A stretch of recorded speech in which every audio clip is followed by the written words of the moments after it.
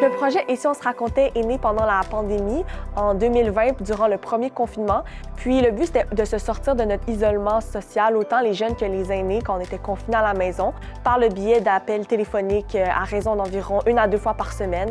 Donc c'est vraiment grâce à Contact est né que le projet a pu voir le jour. C'est eux qui ont cru en nous, puis qui nous ont jumelés avec des aînés, qui nous ont aidés à rendre le programme à travers la province de Québec. Bonjour Odette, ça va bien?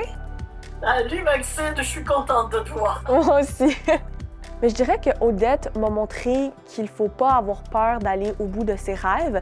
Donc elle a toujours suivi ses rêves, elle a toujours fait des activités dans les arts avec sa famille, au niveau de sa communauté. C'est vraiment un bel exemple de qui j'aimerais être plus tard. Les premières fois que tu m'as appelé, Maxime, c'était comme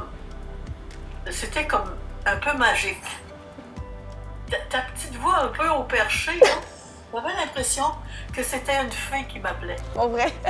À tous les jours, à tous les fois, c'était une petite voix là.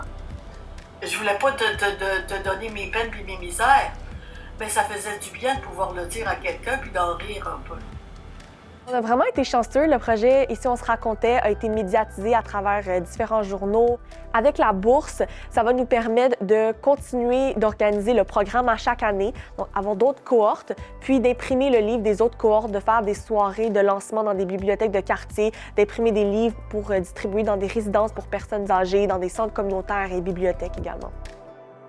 Au départ, on n'était pas supposé écrire un livre, mais quand on a commencé nos premiers appels, qu'ils étaient tous centrés autour d'un thème, par exemple la technologie, les arts, l'éducation, on a réalisé qu'on avait vraiment des histoires incroyables à se raconter puis qu'on devait absolument les coucher sur papier. Le projet, maintenant, aujourd'hui, s'est transformé en programme. Puis cette année, on est rendu à la 3e cohorte et à chaque année, il y a une nouvelle cohorte de jeunes et d'aînés qui communiquent au téléphone et rédigent un livre. Bonne journée, à bientôt!